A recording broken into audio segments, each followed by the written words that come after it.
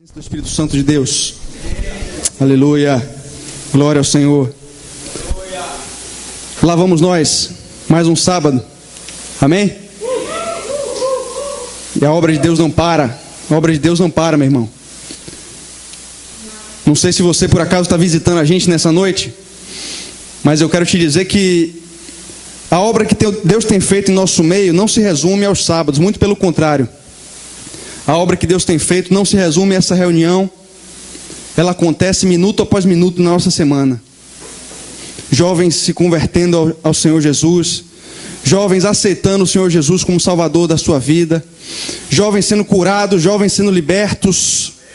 Jovens que estavam cativos nas mãos de Satanás, nas drogas, sendo libertos em nosso meio. Casamentos sendo restaurados. Quantos creem nisso? Quantos têm visto casamentos sendo restaurados? Namoros que estavam afastados do caminho do Senhor, vindo para o padrão de Deus, para o padrão do Espírito Santo. Quantos têm vivido isso aqui? Cadê? Quantos estão namorando aqui? Levanta a mão aí, por favor. Quantos estão namorando? Aleluia.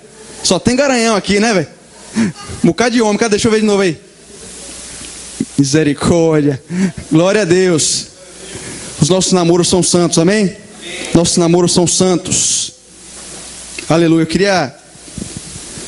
queria nessa noite começar dizendo o seguinte. Eu vou falar sobre um assunto que vocês vão achar meio estranho. Porque quando eu estava meditando e perguntando ao Senhor sobre o que falar, veio o seguinte tema na minha cabeça: qual é o sentido da minha vida?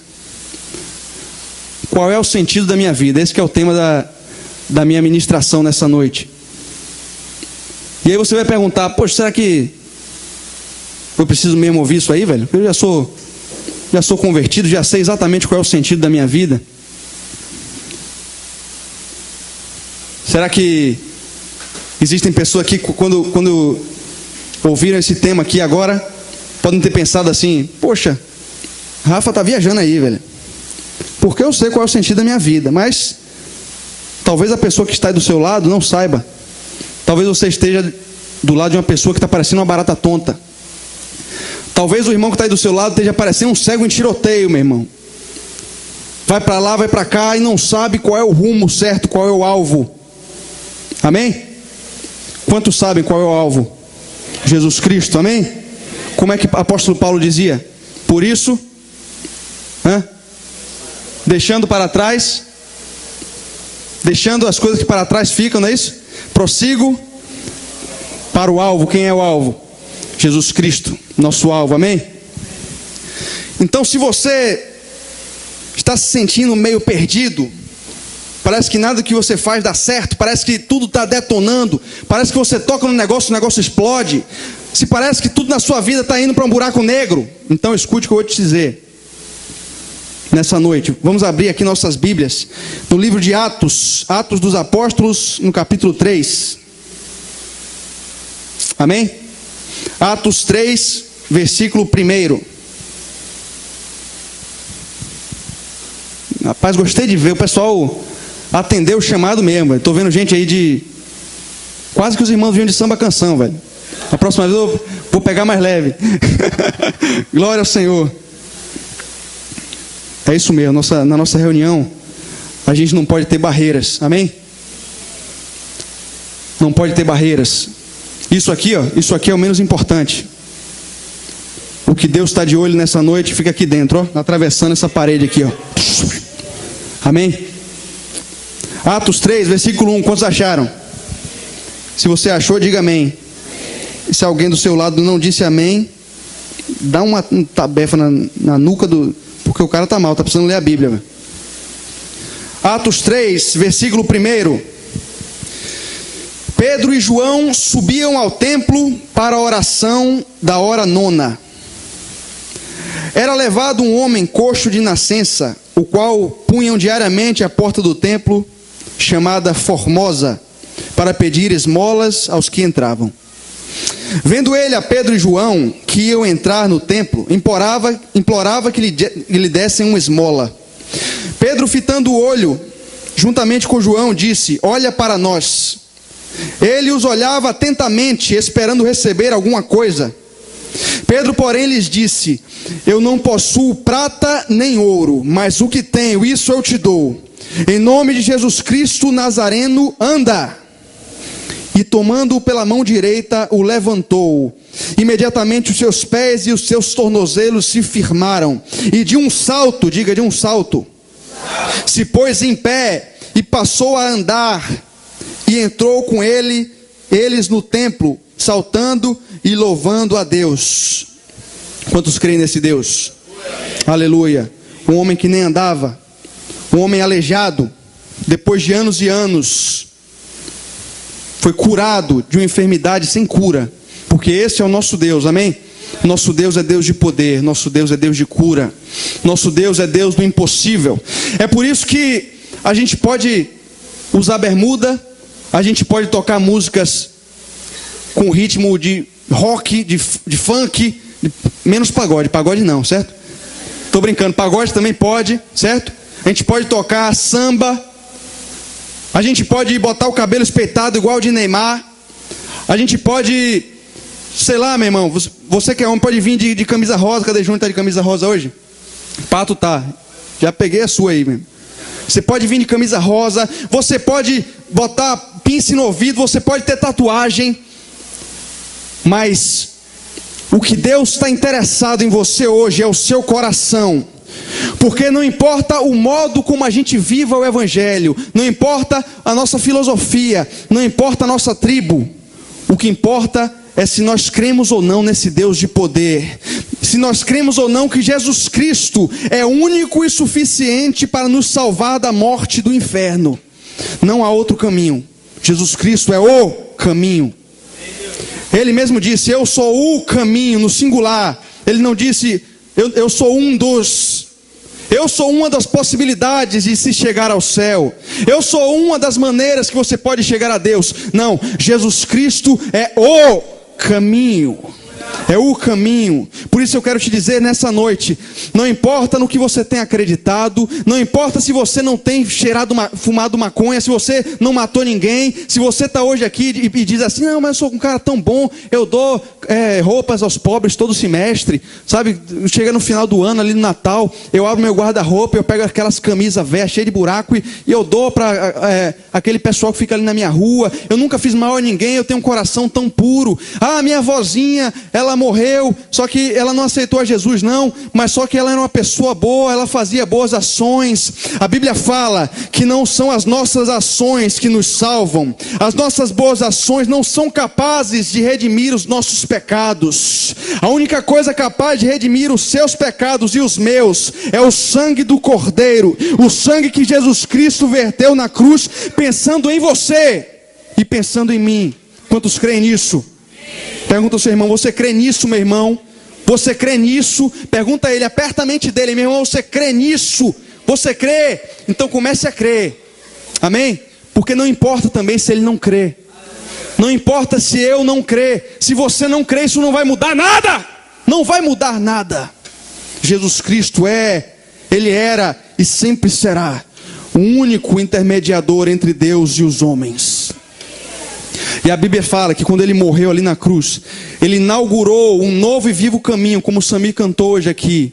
Um caminho que não existia, um caminho que estava bloqueado, como esse teto aqui, ó. Você batia a cabeça, não adiantava. Jesus Cristo inaugurou um novo e vivo caminho.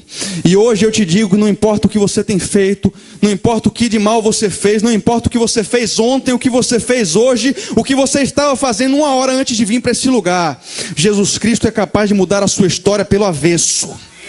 O meu Deus é poderoso para mudar a sua história pelo avesso e fazer de você uma nova criatura. Amém? Como eu estava dizendo,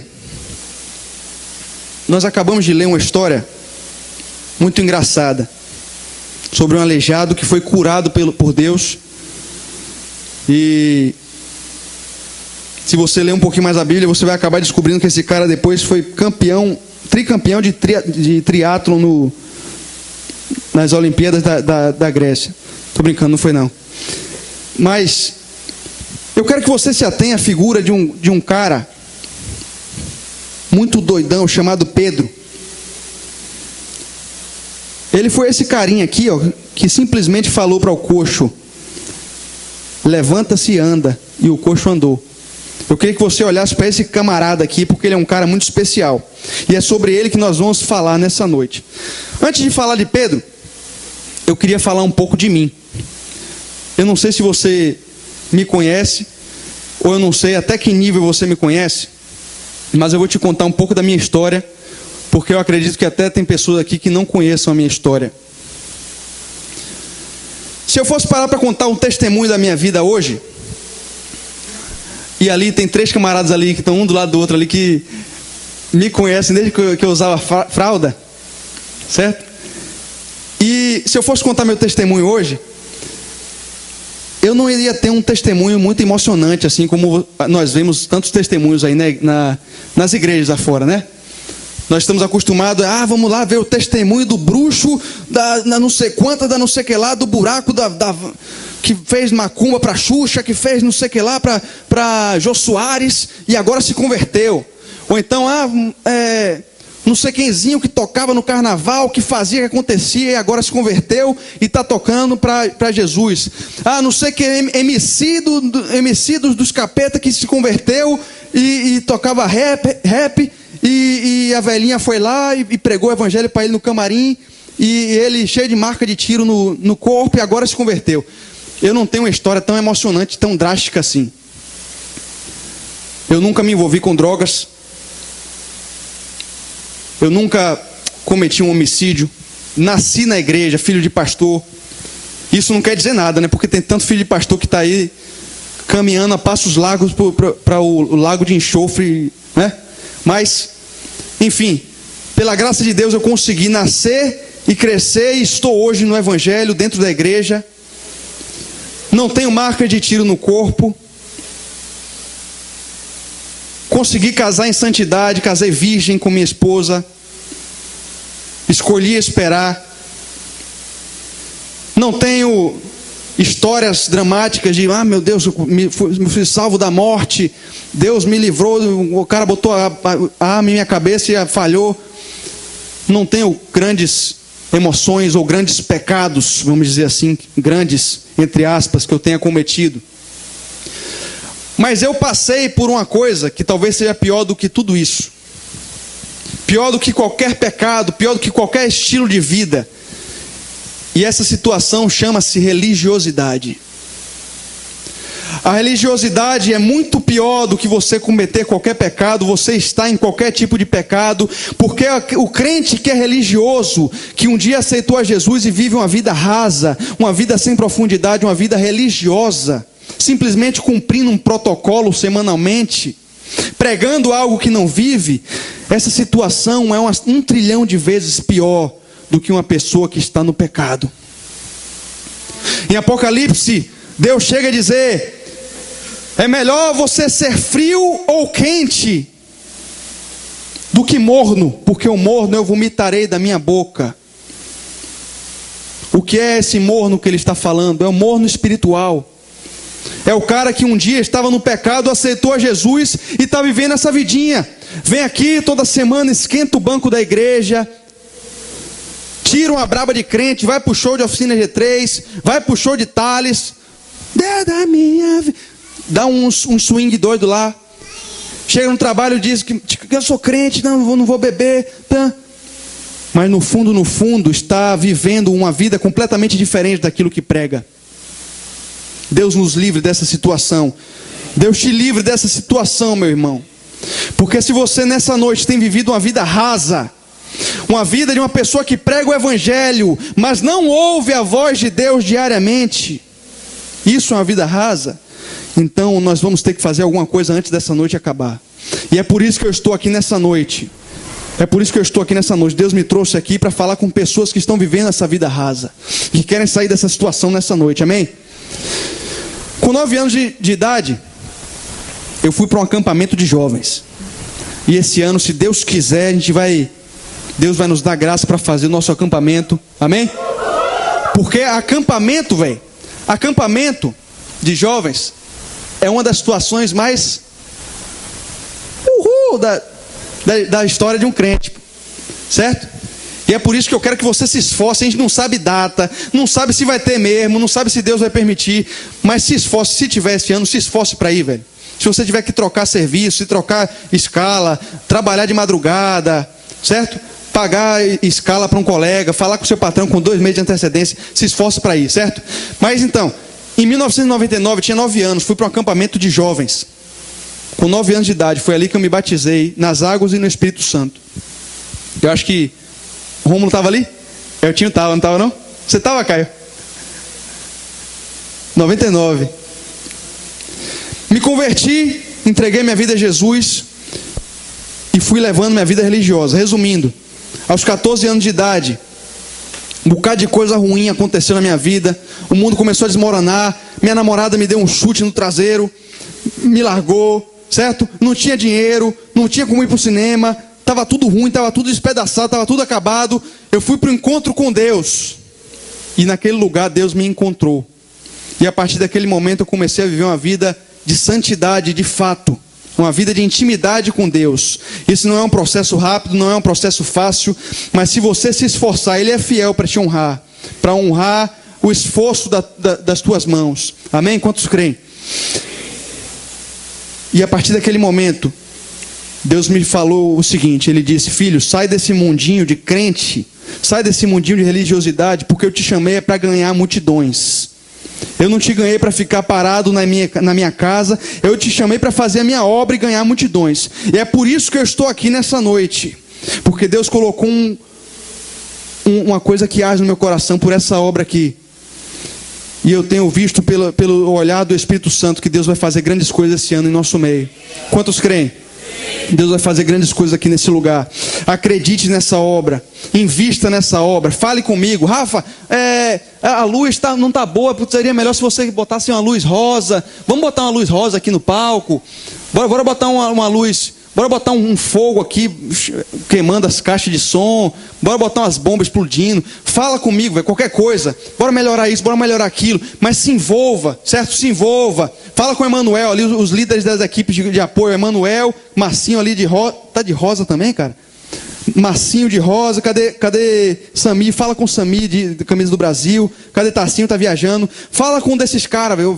Eu quero trabalhar. O que é que você tem para eu fazer? Mas se envolve nessa obra, acredita nessa obra. Fica atento ao que é que o Espírito Santo tem ministrado no seu coração para você fazer aqui dentro desse auditório, certo? Nós temos muito trabalho a fazer. Amém? Então, voltando ao assunto de Pedro. Pedro é o seguinte, velho. Pedro era um cara meio doidão, assim. Ele era um cabeça de vento mesmo, um pescador, burrão, não sabia fazer conta de matemática. E um dia ele estava lá pescando, mais um dos seus dias de trabalho comum, de rotina. E estava aqui pescando seu peixinho, estava consertando as redes, a rede tinha quebrado. E aí chega um cara barbudo e chama assim: ô Pedro, me siga, bora comigo, para onde eu for. Ele larga a rede lá e segue o cara, meu irmão. Esse cara era Jesus. Então você vê que um cara desse não pode ser normal, né? Chega um cara barbudo aqui, estou consertando minha rede, me siga, eu vou atrás do cara. Muito doido, né, velho? Estilo, não sei, véio, doidão mesmo. Porque eu acho que eu não faria isso, velho. Mas naquela época o que acontece é que eles não tinham muitas posses. Os pescadores não tinham muita coisa para deixar para trás. Você não pode imaginar que ele tinha residências e propriedades astronômicas, não. O máximo que ele tinha ali era aquele barquinho de uma madeira ruinzona e uma rede que já estava toda partindo. E ele seguiu esse Jesus, ele entrou nas loucuras do Evangelho, entrou nos mistérios do Espírito Santo. E a primeira coisa que eu tenho para te dizer nessa noite, se você ainda não aceitou Jesus, é que o Evangelho é coisa de louco mesmo, velho.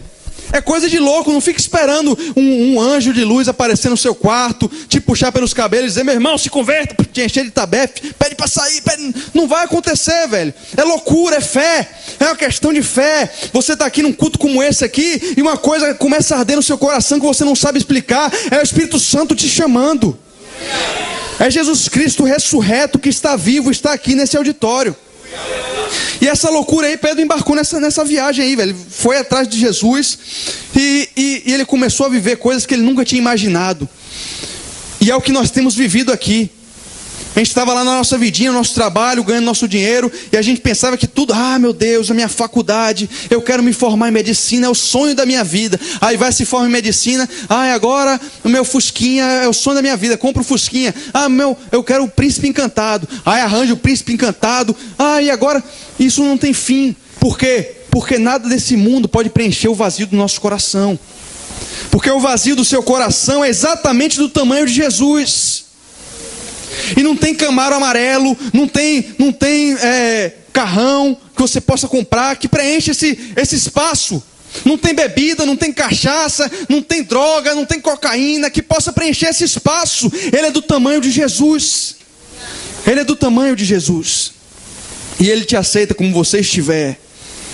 Como você estiver nessa noite, Ele te aceita. Ainda que você já tenha se entregado a Ele e caiu em pecado, Ele te aceita de volta. Amém? Então pronto, Pedro foi lá atrás desse cara. E Pedro era um discípulo que Jesus tinha muita admiração, porque ele realmente era um cara assim, excepcional. Ele era um cara meio eufórico assim, meio impulsivo, né?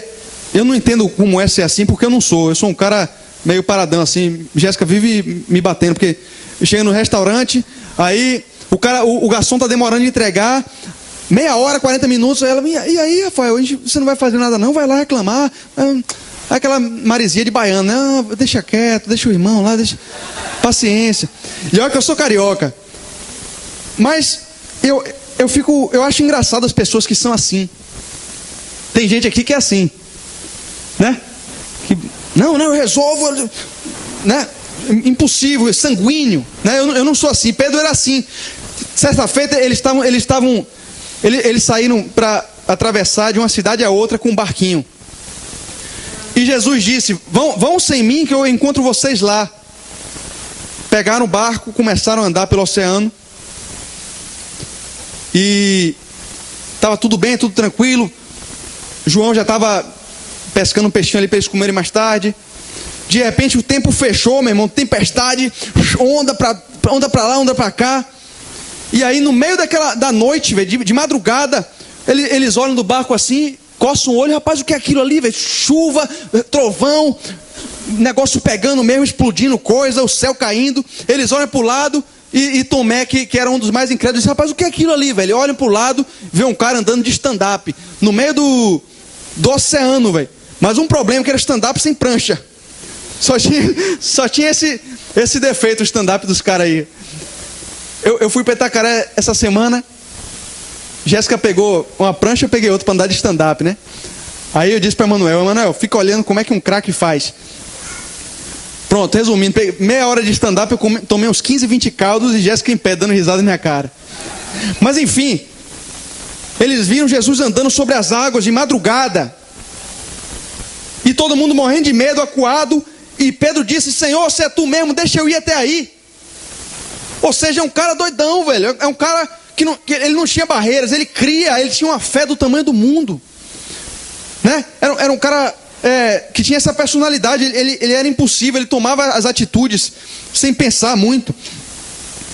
Outra vez, Jesus reuniu os discípulos antes de ser crucificado e disse o seguinte: ele disse que ele era o Senhor. E no reino de Deus, o Senhor não é aquele bonitão, boçal, posudo, que fica por cima, né? No reino de Deus é o contrário. Quem quer ser o maior, seja o menor primeiro. E Jesus, querendo demonstrar isso de modo prático, chamou os discípulos e disse: agora eu vou lavar os pés de vocês. Começou a lavar os pés dos discípulos. Imagina aí o rei do universo lavando o seu pé. Aí Pedro chegou para ele e disse: Senhor, o Senhor não lava. Aí Jesus disse: Pedro, se você não deixar eu lavar, você não tem parte comigo. Aí Pedrão já chegou: então Jesus, me dá um banho aqui, véio, me lava o meu corpo todo aqui, lava meu ombro, lava meu cabelo, passa um hidratante, faz uma hidratação aqui. Pedrão era assim, velho, era um cara impulsivo. Mas apesar desse coração de leão que Pedro tinha, eu vou te contar uma coisa que aconteceu.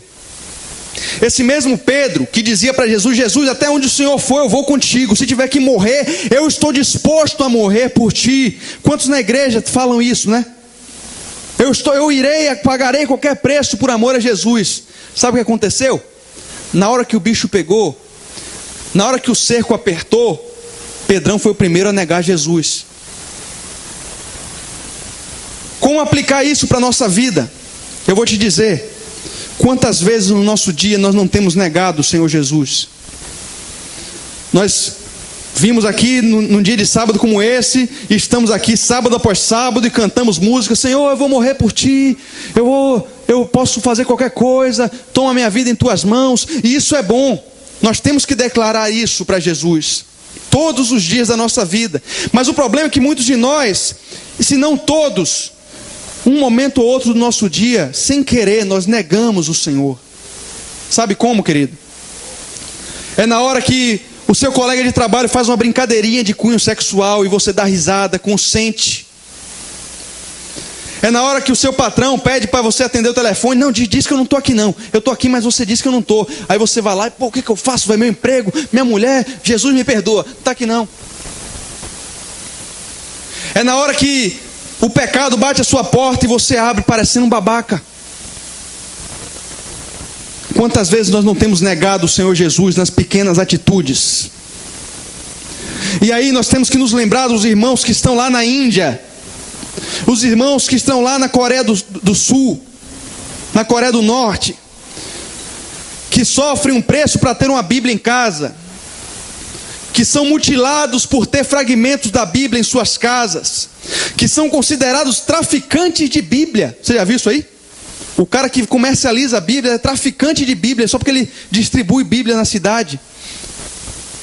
E nós, num país livre como esse, temos tudo para viver o nosso evangelho da melhor forma possível, e negamos constantemente o Senhor nas pequenas atitudes.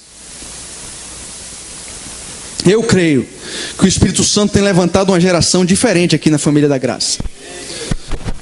Uma geração que não tem papas na língua quando o assunto é denunciar o pecado, apesar de amar o pecador. De que forma? Homossexualismo. Homossexualismo é pecado, mas eu amo o homossexual como Cristo o amou também. Mas o que é que tem o crente ir para o Brasil tomar uma cerveja, tomar um ali? Meu irmão, comigo não. Eu amo você, mas o seu pecado eu denuncio. Isso aí é pecado. Quando a igreja começar a fazer isso, eu creio que o Espírito Santo vai começar a fazer uma obra incrível nesse lugar. E eu te convido nessa semana a tentar praticar isso nas pequenas atitudes. Quando você acordar e for para o trabalho, quando você estiver com seu colega de trabalho lá na sua sala, na sua faculdade, tenta fazer isso, cara. Não tem medo do que ele vai achar de você, não. Sabe, eu estava conversando com um amigo meu essa semana, e a gente pensou numa coisa interessante. Quantas vezes nós não estamos aqui na casa de Deus e nós não entramos no mistério do Espírito Santo com medo da pessoa que está do lado, o que é que ela vai achar? Às vezes eu estou aqui no louvor e Sami começa a pular e louvorzão, e eu sinto aquela alegria no Espírito Santo e tenho vontade de extravasar, de pular na presença do Senhor, igual o rei Davi fez, mas eu me encolho porque eu tenho medo da pessoa que está do meu lado. Às vezes pode ser até minha esposa, minha irmã, meu amigo. Por que somos assim? Por que somos assim? Pedro era um cara religioso também, mas algo aconteceu na vida de Pedro que o fez sair da situação de religioso para um crente vivo, um crente que tem intimidade com o Espírito Santo. E eu vou te dizer o que foi. Ele entendeu o sentido da sua vida. E eu vou te provar. Abra comigo no texto que nós estávamos lendo. Vamos voltar para Atos 3. Atos 3, ande mais um pouquinho só e vá para Atos 4. Quantos já estão com a Bíblia aberta aí? Fala amém. Quantos não ainda? Diz misericórdia. Misericórdia, digo eu. Vai estudar, crente. Vamos recapitular a história. Pedro e João foram ao templo, oraram pela vida de um aleijado e ele foi curado. Se você for no capítulo 4, olha lá o capítulo 4. Falavam eles ainda ao povo quando sobrevieram os sacerdotes, o capitão do templo e os saduceus. Ressentidos por ensinarem eles, o povo, a anunciarem em Jesus a ressurreição dentre os mortos, os prenderam, recolhendo-os ao cárcere até o dia seguinte, pois já era tarde. Mas olha agora o que aconteceu. Muitos, porém, dos que ouviam a palavra, aceitaram, subindo o número de homens a quase 5.000. Veja que até a provação, até quando um cristão que tem intimidade com o Espírito Santo está numa situação ruim, pessoas são salvas, pessoas conseguem enxergar o sentido da vida. Não é à toa que nessa oportunidade aqui, tantas pessoas se converteram, porque elas viram em Pedro um sentido para viver. Porque Pedro foi batizado com o Espírito Santo e nele habitava o Espírito, como habita em mim e habita em você. Porque ele escolheu não habitar em templos feitos por mãos humanas, mas em nós. E Pedro, cheio do Espírito Santo, foi usado por Deus para ganhar tantas vidas. Se você for mais embaixo um pouquinho, Atos 4, versículo 9. Vai comigo até o versículo 9 aí. Pedro e João começaram a se defender no sinédrio. Os fariseus apertando a mente deles, querendo que eles parassem de pregar o nome de Jesus. E olha só o que Pedro responde: visto que hoje... Bora voltar só do versículo 8 aqui. Então Pedro, cheio do Espírito Santo, repare isso aqui, cheio do Espírito Santo, lhes disse: autoridades do povo e anciãos, visto que hoje somos interrogados a propósito do benefício feito a um homem enfermo e do modo por que foi curado, tomai conhecimento vós, todo o povo de Israel, de que em nome de Jesus Cristo Nazareno, a quem vós crucificastes e a quem Deus o ressuscitou dentre os mortos, sim, em seu nome é que está curado perante vós esse aleijado. Este Jesus é pedra rejeitada por vós os construtores, a qual se tornou pedra angular. Jesus Cristo, pedra angular da família da graça, amém? Repare o que ele disse depois: e não há salvação em nenhum outro, porque abaixo dos céus não existe nenhum outro nome. Eu disse nenhum outro nome dado entre os homens. Não é João, não é Rafael, não é Tiago, não é Pedro, pelo qual importa que sejamos salvos. Aplauda esse Jesus maravilhoso. Aleluia, Senhor. Aleluia. Pedro descobriu o sentido da vida. Ele descobriu essa verdade aqui, que somente em Jesus há salvação. Somente em Jesus. Somente em Jesus. Não existe Buda, não existe Allan Kardec. Não existe outra possibilidade.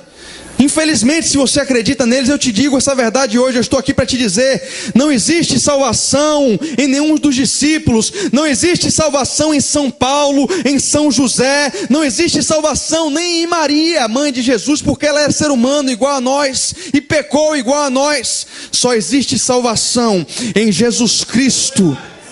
Em Jesus Cristo. E é por isso que quando nós oramos, nós não oramos a Maria, nós não oramos a São Paulo, a São João, porque infelizmente ou felizmente eles não têm acesso direto a Deus, mas em Jesus, o nosso intercessor, o nosso advogado, nós temos acesso ao nosso Pai, amém?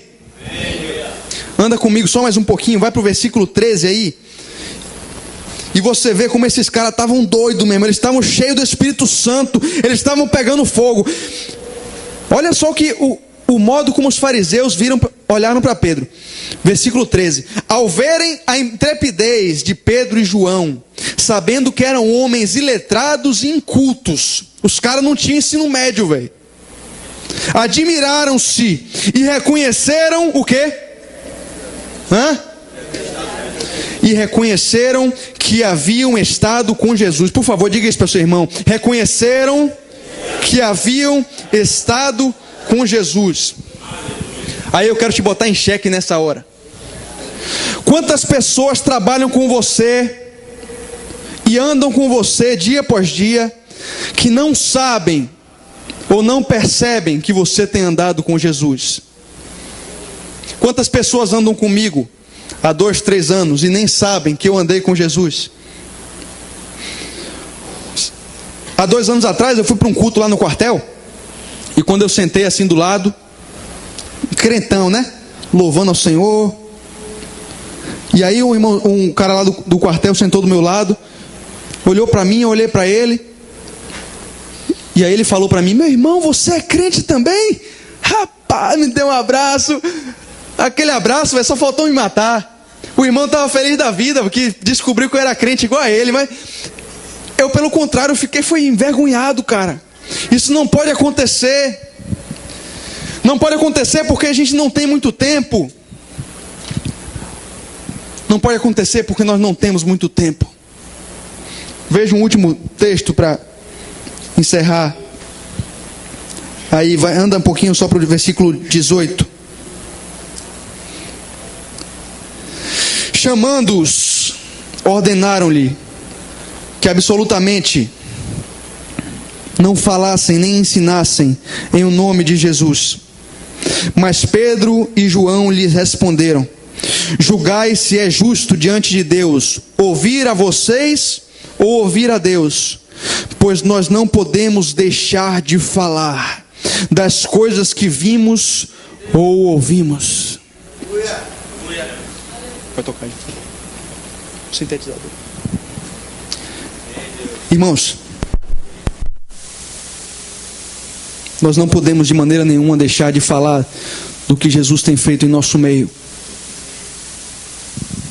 Sabe?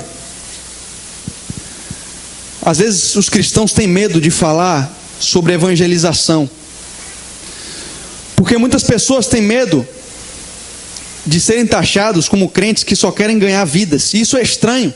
Chega uma pessoa aqui no culto que nunca veio para a igreja, e a gente diz aqui: não, a gente quer ganhar vidas. O que é isso, velho? Os caras querem ganhar minha vida? O que é isso? Eu vou ter que entregar a minha vida para esses caras? Não, você é um pescador de homens. Por que isso? Os caras vão meter um anzol na minha boca. Nós temos medo de falar de evangelização. E muitas religiões espalhadas pelo mundo têm pregado algo muito estranho e que tem confundido os cristãos. Eles falam assim: não, nossa religião respeita as outras. Eu não quero te converter à minha religião. Eu não quero te convencer de nada. Eu te respeito na sua e você me respeita na minha, e ponto final. Mas o evangelho não é assim. Nós podemos morrer, podemos derramar sangue, mas nós não podemos deixar de falar do que Ele tem feito aqui nesse lugar. E é por isso que hoje, se você ou eu deixamos de trazer uma pessoa sequer nessa noite para ouvir esse evangelho, se nós deixamos de trazer um visitante nessa noite sequer, se nós estamos há 1, 2, 3 anos sem trazer uma pessoa para ouvir desse amor maravilhoso, nós estamos completamente errados. Completamente errados. Porque o evangelho é poder. É poder. E você não está amando aquela pessoa se você deixar ela morrer sem conhecer a verdade que um dia você teve a oportunidade de ouvir. Mas o que acontece é que o grande vírus dos crentes nesse tempo é sempre contar com o próximo dia. Deixa eu fazer você entender melhor o que eu quero te dizer. Nós sempre contamos com o dia de amanhã. É por isso que quando nós estamos no trabalho, às vezes a gente diz: poxa, eu podia pregar para esse cara aqui, mas deixa eu pregar amanhã. Poxa, eu estou aqui no culto, eu podia me derramar aqui na presença do Espírito Santo. Eu podia pedir perdão para aquele irmão que eu menti, para aquele irmão que eu tratei mal, que eu falei mais grosso, mas eu vou fazer isso amanhã. Eu podia orar aqui e clamar ao Senhor com todas as minhas forças e dizer que Ele é lindo, que eu sou apaixonado por Ele, mas deixa para amanhã. Nós sempre contamos com o dia de amanhã. Quando Jesus disse: vigiai e orai, porque o Filho do Homem há de vir como um ladrão na noite. Como um ladrão na noite. Nós temos que viver como se cada momento fosse o último. E por que muitos de nós têm se desviado dos caminhos do Senhor? Por que tantos crentes no nosso meio têm se desviado da sã doutrina? e tem buscado para si as fábulas e as mentiras desse mundo. Quando o Senhor está com tanta saudade de nós dia após dia, Ele tem ciúmes. Você sabe o que é isso? Nós que nem éramos povo, que éramos escravos do pecado, hoje o Deus do universo tem ciúmes de você. Ele tem ciúmes de você. Você sabe o que é isso, cara? Eu queria te desafiar nessa noite a ficar de pé no seu lugar. E eu queria te perguntar: será que você sinceramente gostaria que Jesus voltasse agora? Será que você sinceramente gostaria que Jesus voltasse nesse exato momento? Porque se você não deseja, você é o mais miserável dos homens. Porque a noiva tem que se santificar. A noiva de Cristo, que é a igreja, tem que esperar pela sua volta a cada segundo como se fosse o último. Se nós vivêssemos assim, não diríamos sim ao pecado nos nossos namoros, não seríamos tão insubmissos à nossa liderança. Como é que nós podemos deixar alguém falar mal do nosso irmão, do nosso pastor, do nosso líder da equipe de apoio e não fazer nada? Temos que cortar pela raiz o pecado do meio desse povo. Eu queria fazer algo diferente nessa noite, queria quebrar o protocolo totalmente. Eu queria convidar todos a se juntarem aqui. Queria que todos viessem para cá, inclusive os músicos. Nós vamos orar nesse momento para que Deus expulse a religiosidade no nosso meio. Quantos creem nisso? Esses dias eu estava conversando com o bispo, e o bispo é demais. O bispo toda vez que eu falo com ele, eu saio edificado, porque ele é uma figura. Eu estava aflito, estava falando com ele esses dias: pai, eu estou pensando aí em fazer eventos, a gente movimentar a galera, aproveitar o verão aí, fazer coisas diferentes, porque jovens gostam disso, jovens são atraídos por isso. E ele disse: tudo bem, filho, nós temos que pensar em estratégias, mas nós não podemos perder o foco, que é a nossa santidade. A nossa galera nunca pode perder o foco, que é a nossa santidade. Por isso, as oportunidades que nós temos, nós não podemos desperdiçá-las somente com entretenimento, mas com treinamento. Vocês estão entendendo o que eu estou falando? Nós não podemos ir jantar na casa de um camarada, de um irmão, e ficar batendo papo, baboseira, falando de Big Brother, falando Nós temos que falar da palavra. Nós não podemos deixar de falar do que temos visto e ouvido. Eu queria que Roberto botasse uma música nesse momento, porque nós vamos interceder e levantar um clamor com toda a nossa força, como se essa fosse a sua última oração, para que Deus expulsasse a religiosidade do meio da sua igreja, que não se resume à família da graça. Vamos levantar um clamor nessa hora, para que Deus expulse a religiosidade e o pecado do meio do seu povo e de nós, começando por nós mesmos. Pode botar.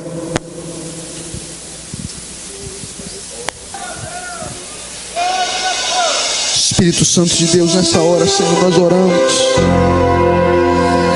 Nós oramos para que o Senhor tenha misericórdia de nós, Senhor.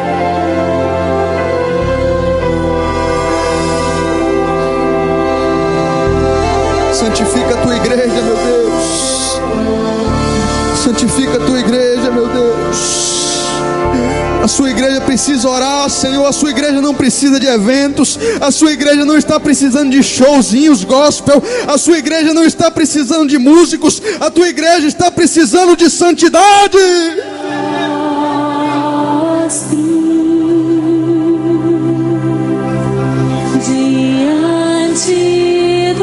Comece a orar como se essa fosse a sua última oração.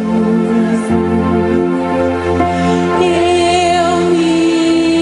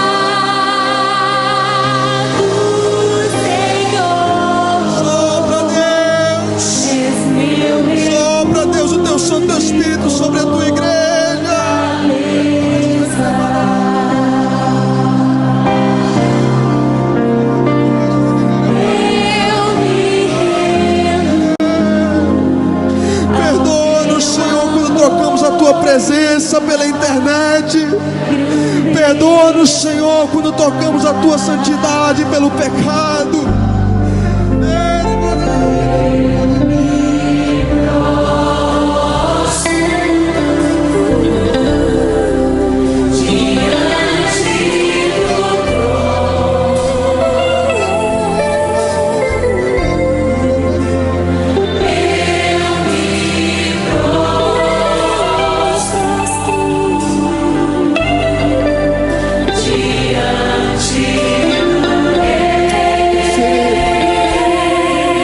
Talvez você que está aqui pela primeira vez esteja pensando assim: pô, será que esse pessoal é um bando de maluco? É porque nós estamos cheios do Espírito Santo de Deus. É porque o Espírito Santo tem feito maravilhas em nosso meio e nós não podemos ficar calados. Oh, Espírito Santo de Deus, não permita, Senhor, que nós morramos sem ter feito a tua obra, sem cumprir o teu chamado. Desperta, Senhor, desperta o teu povo nessa noite. Batiza com fogo, Senhor. Batiza com fogo nesse lugar a tua igreja. Batiza com fogo, Senhor, a tua igreja. Batiza com fogo a tua igreja, Espírito Santo de Deus. Batiza com unção de santidade, com a inocência de Jesus, com a mansidão do Senhor Jesus.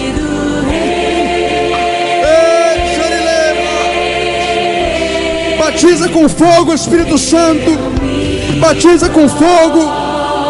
Convence esses homens do pecado e do juízo. Convence a tua igreja da volta do Cordeiro, Senhor. Oh, aleluia. Aleluia. A igreja está precisando orar mais. A igreja está precisando orar mais. Nós estamos precisando orar mais no nosso quarto. E se você não tem conseguido fazer isso, comece a praticar isso nessa hora. Quando você for para sua casa, coloque uma música para tocar e comece a orar assim como você está fazendo agora. Fique à vontade na presença do Senhor, se derrame. Se você quiser pular, pule. Você é livre, livre, livre na presença dEle. Se você quiser dançar, dance. Se você quiser gritar, grite. Você está na presença do seu Pai. Você está na presença do seu Pai.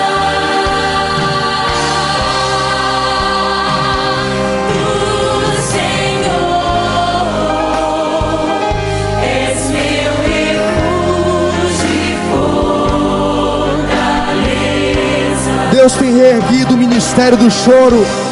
O ministério do choro tem se erguido aqui na família da graça.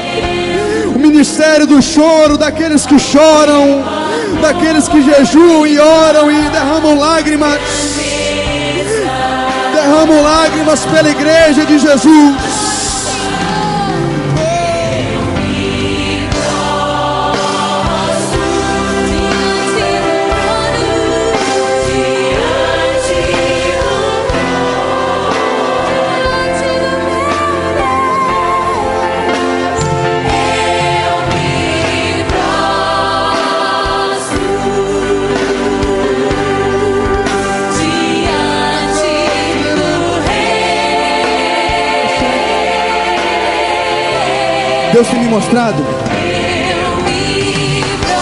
Deus tem me mostrado jovens nesse lugar que não tem conseguido romper em fé por causa de um pecado específico.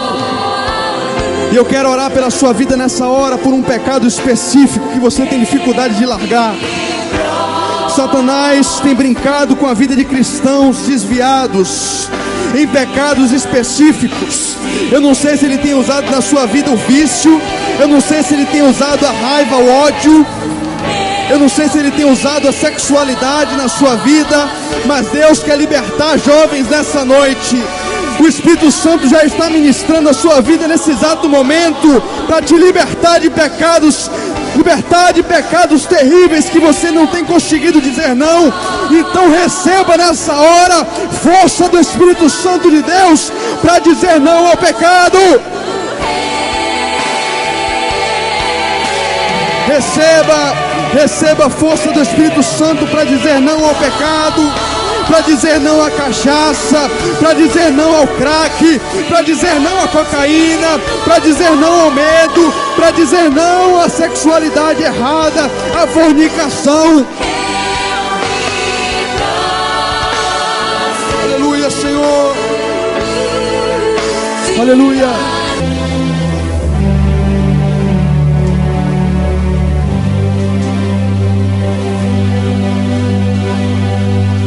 Aleluia. Queria nesse momento chamar nosso irmão Rômulo. Ele quer compartilhar algo conosco.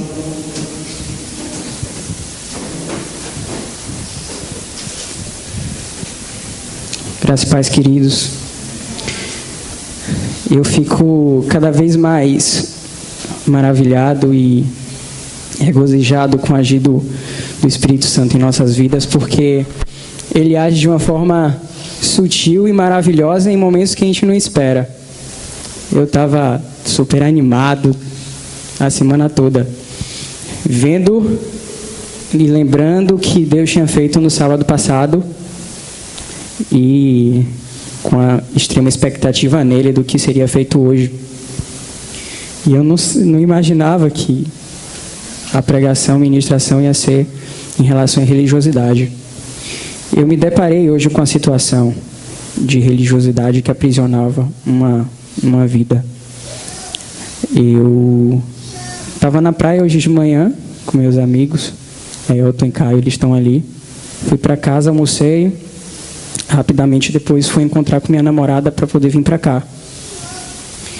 E nesse percurso do táxi, que eu fui para casa da minha namorada, eu fui com a Bíblia, com minha Bíblia, que é mais ou menos desse tamanho aqui, e tem escrito Bíblia do Homem, bem grande. E eu entrei naquele táxi, eu fiquei com a Bíblia do lado, na minha perna direita, e ali eu fui mudo, quase até o percurso inteiro. E durante o caminho algo começou a me incomodar, algo como se falasse no interior, no meu coração, falando: você, com a Bíblia tão grande dessa, você não vai falar nada para esse taxista? Você não vai falar nada sobre Jesus para essa pessoa? E aquilo foi me incomodando, e eu comecei a olhar para a Bíblia. E eu notei que eu estava com a mão tapando o nome Bíblia Sagrada, Bíblia do Homem, na verdade. E eu peguei e tirei. Automaticamente, quando eu tirei, o rapaz que estava o taxista, ele olhou: ah, uma Bíblia? Nossa, como é essa Bíblia? Eu fui explicar que era uma Bíblia de estudo, que tinha alguns devocionais. E nós começamos a conversar, ele perguntou onde era o nosso ministério.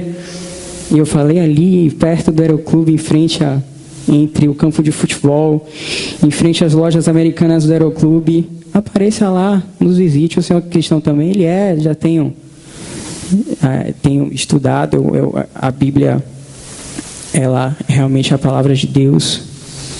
E ele começou a desabafar em relação à experiência que ele tinha. E aí que eu vi como uma religiosidade em uma igreja, um sistema religioso pode prejudicar as pessoas.